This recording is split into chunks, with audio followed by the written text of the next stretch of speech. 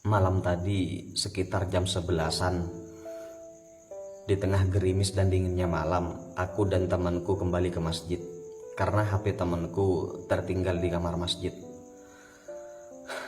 Mendekati teras, aku mendengar tangis tertahan dari seseorang yang kulihat sedang berdoa sambil memangku anaknya. Setelah aku dan temanku mendekatinya, ternyata Fulan yang terkenal ramah dan baik hati. Seorang tukang ojek yang mengontrak tidak jauh dari masjid. Ia terkejut melihatku dan temanku. Ustadz," katanya, sambil berusaha menyembunyikan air mata. Kulihat wajahnya kuyu, penuh kesedihan, seakan ada yang dia tahan. Sementara anak dalam pangkuannya tertidur lelap di dinginnya malam itu. "Sholat malam kok bawa si kecil, Mas?" tanyaku. Sambil tersenyum mengulurkan tangannya bersalaman, ia menyambut salamku dan berkata, "Tidak apa-apa, Ustadz." Aku lanjut bertanya, karena instingku mengatakan tentu ada masalah pada Mas ini.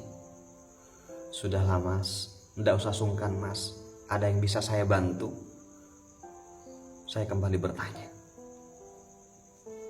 Ia menatapku. "Tidak apa-apa Ustadz," jawabnya sambil menunduk. Dan kali ini suara Mas itu agak lemah dan serak, menahan tangis yang ketika dikeluarkan mungkin akan terisak-isak. Saya memaksanya. "Ayolah Mas, anggap saya saudara Mas," kataku mendesak. "Bisa jadi ada hikmah HP teman saya tertinggal sehingga bertemu Mas di sini." Lanjutku pada dia. "Bisa jadi ada yang Allah inginkan dari pertemuan kita ini."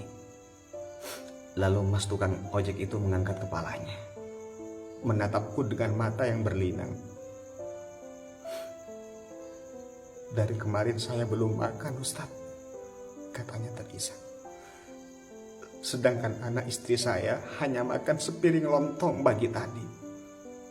Saya sudah berusaha, namun saya malu harus meminjam ke siapa lagi. Orderan ojek pun sepi, lagian motor saya tak ada bensinnya Ustaz." Air mataku berlinang mendengar. Temanku juga menangis di sebelahku.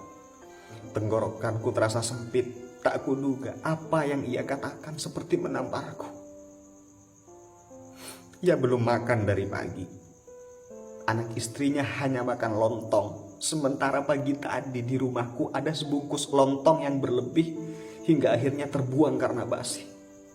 Mas tukang ojek itu melanjutkan perkataannya sambil terisak. "Aku berpikir mungkin saja dengan datang ke masjid yang penuh berkah ini sebagai tamu Allah sambil membawa anak, doaku akan lebih makbul Ustaz. Aku berharap ada rezeki dari Allah untuk kami makan malam ini. Aku tak tahu harus bagaimana lagi Ustaz." Pungkas sambil menundukkan kepala menghapus air mata. Sambil terisak, temanku pengurus masjid itu berkata, "Sungguh saya merasa sangat bersalah.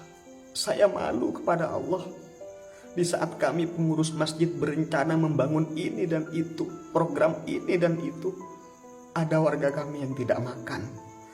Di saat kami ingin mengganti warna cat masjid, ada bayi yang tidak bisa menyusu karena ASI ibunya kekeringan. Di saat kami punya simpanan kas ratusan juta, ada yang tidur di gelap dan dinginnya malam dalam keadaan lapar." Saudara beriman, semoga bisa menghentak sanubari kita bersama dengan kejadian ini. Ini kisah nyata. Mulai saat ini, lihatlah tetangga sekeliling kita. Mungkin di antara rezeki kita ada rezeki mereka yang Allah titipkan melewati jalan kita, melewati rezeki kita.